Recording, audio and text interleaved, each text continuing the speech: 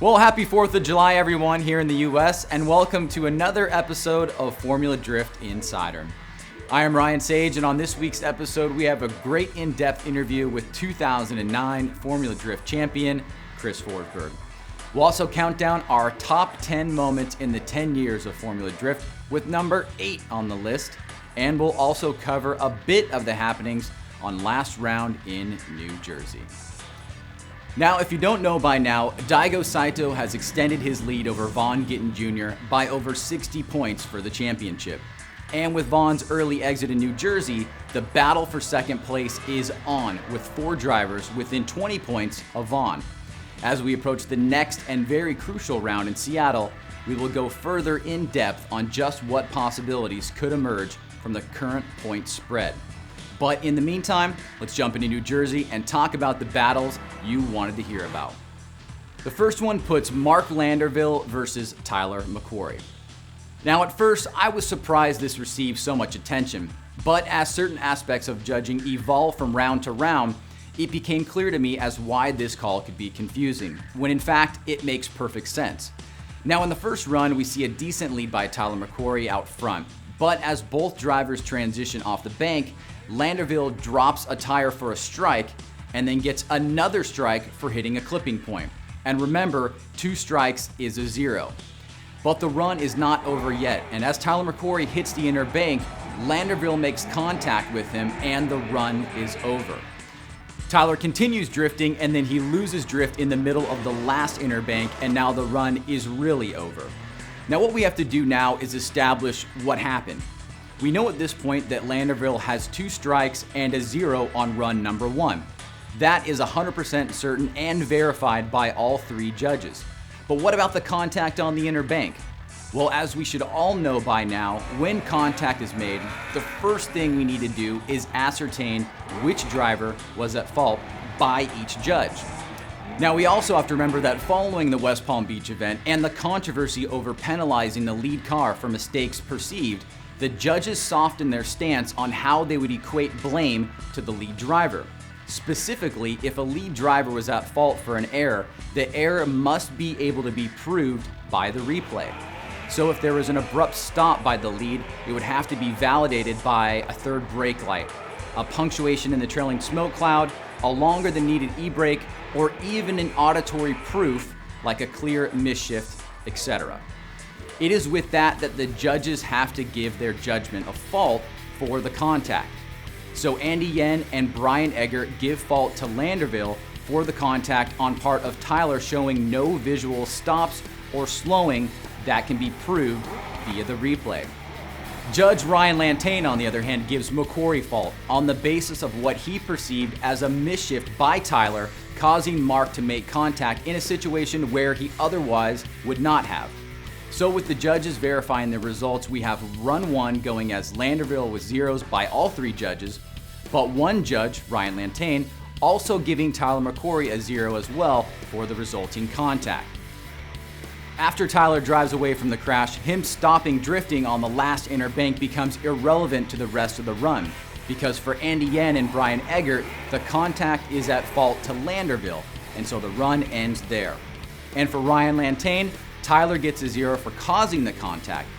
At that point, in all 3 judges' minds, the run ends at the point of contact. Now the next run, Tyler does not even get out of the gate before his car brakes, and he gets a 0.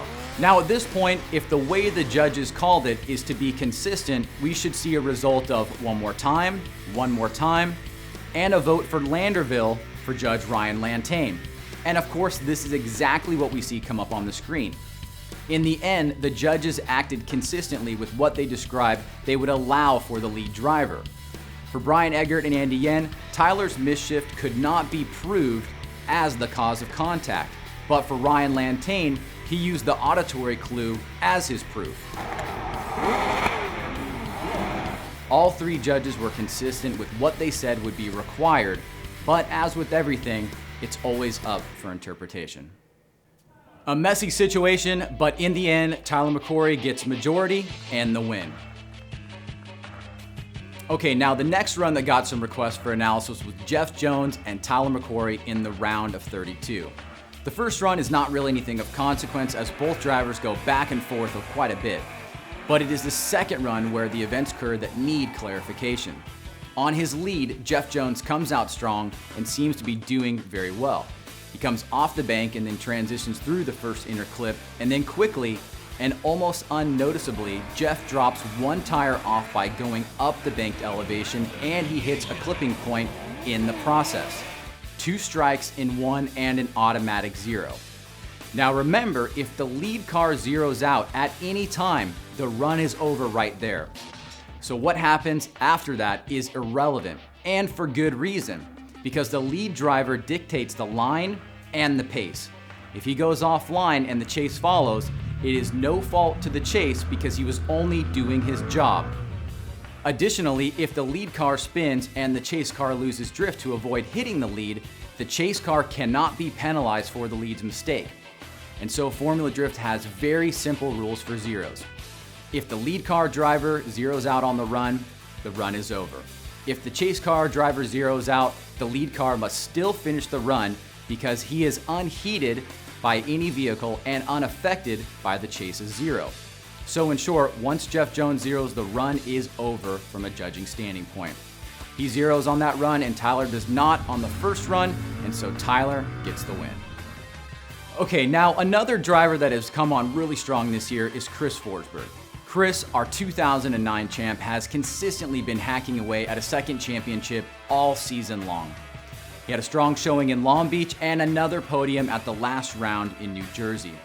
He currently sits in a strong 4th, just 10 points behind Michael Essa, and today he is the subject of our FD driver profile.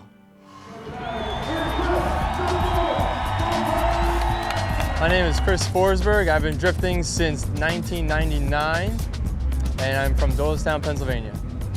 Well, what first got me into drifting is just that sheer wow factor. You see a car slide through a corner and you're drawn to it and you want to know what that is, and it's drifting. And it's just always been exciting to me, standing on the throttle through a corner, having full control of the car, and that's what kind of keeps me doing it. It's you always get a little better, you're pushing me a little faster, a little deeper angle, a little closer, and it's that competitive aspect as well as the thrill of drifting that keeps us coming back. We've been driving the Z chassis since the beginning of Formula D, 2004, and even before that a little bit. I got my first one in 2003, and I first picked that chassis because it was one of the only modern rear-wheel drive platforms that I felt had a good wheelbase, suspension, and everything for drifting. And at the time was one of the only good rear-wheel drive cars coming out in the early 2000s. We stuck with it because as the car has progressed and into the 370Z, it has some of the most mechanical grip right out of the box than almost any other car out here. We do very little modification to the back end, and it keeps it being a lot stronger and a lot more consistent, and it's great to be able to take a car from the showroom, and yes, we do chop it up and make it as light and as quick as possible, but the frame, the subframes and everything is still straight factory. The year's been going great for us. We had a lot of good rounds, and we're still up in that top 5 range where we want to be. Yes, getting on the podium is obviously, the best place to end up, but you always want to finish in the top 16, top 8s. You can't have those top 32 outs. That's what's going to knock you down the ladder real fast. It is possible to come back, but it's a long shot. You got to just get solid top 8 finishes, throw a couple podiums in there, and you have a real good shot at winning the championship. And finally, we take you to number 8 on the top 10 events in the 10 years of Formula Drift. Now, last week we had our first ever back-to-back champion with Tanner Faust coming in at number 9. And this week we have yet another first. The first ever podium sweep. The year was 2009 and the event was Wall Speedway, and this event kicked off 2 years of championship dominance by one of the premier brands in the series, Falken Tire. Leading the board that event was Darren McNamara, followed by Vaughn Gittin Jr. and then Tyler McCrory. This was the very first time that a tire brand had swept the podium, and it marked the rise of Falken Tire and their run for excellence in Formula Drift. and it has yet to be replicated. All right, well, that is it for this episode of Formula Drift Insider. As always, you can like us on Facebook and follow us on Instagram and Twitter. And of course, you can hit me right here if you ever want to ask any questions about the show. Till next time.